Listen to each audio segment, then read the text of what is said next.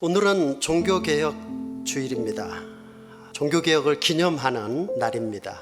하지만 오늘 우리 한국 사회는 이런 종교개혁 기념을 하는 것보다는 오히려 할로윈에 훨씬 더 열중하고 있습니다. 자, 그렇다면 이런 할로윈이 도대체 어디서 왔습니까? 특별히 이 할로윈은 로마 천주교의 만성절과 깊은 연관이 있습니다. 만성절이라는 것은 모든 성인들의 날이다라는 뜻입니다.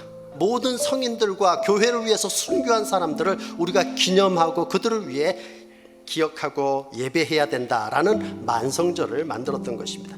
할로윈은 사실상 만성절과 관련돼서 우리 종교개혁과도 아주 깊은 연관이 있습니다. 16세기 초 그때 당시에 교황 레오 10세라는 사람이 있었습니다. 이 사람은 좀 씀씀이가 해펐다라고 이야기를 합니다. 그런데 그는 바티칸에 베드로 성당을 짓고 있었습니다. 건축하고 있었는데 자금이 부족했던 것입니다. 그런데 그 자금 조달을 위해서 그때 당시에 독일에 있는 한 주교였던 요한 테첼에게 자기가 면죄부를 팔 수 있는 권한을 위임했습니다.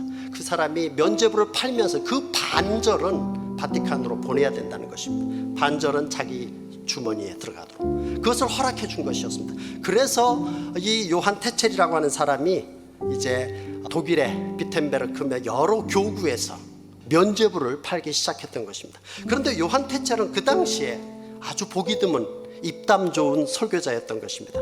그의 설교를 한번 들어보시길 바랍니다. 자, 여러분, 이 면죄부가 사하지 못할 죄가 없습니다.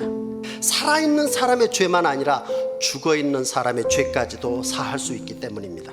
제사장이여, 귀족이여, 상인이여, 아내여, 청년이여, 처녀여, 내 말을 들으시오. 여러분은 여러분의 부모와 친구들이 지금 저 무저갱 바닥에서 애타게 울부짖는 소리를 듣지 못하십니까?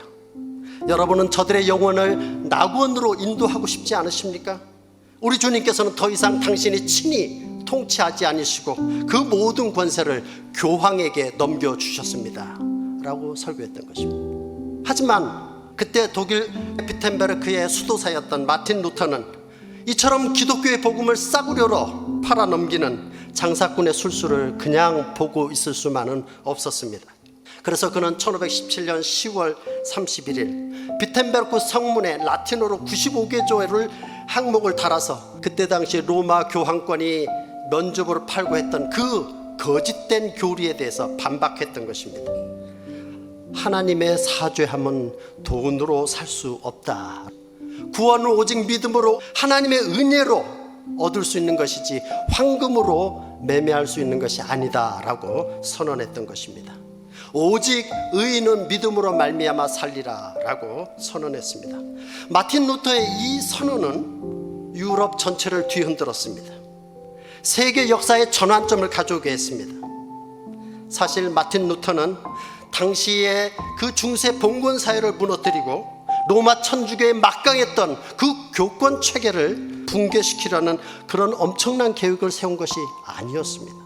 마틴 루터는 그저 하나님의 진리의 말씀, 그 말씀으로 되돌아간 것 뿐이었습니다.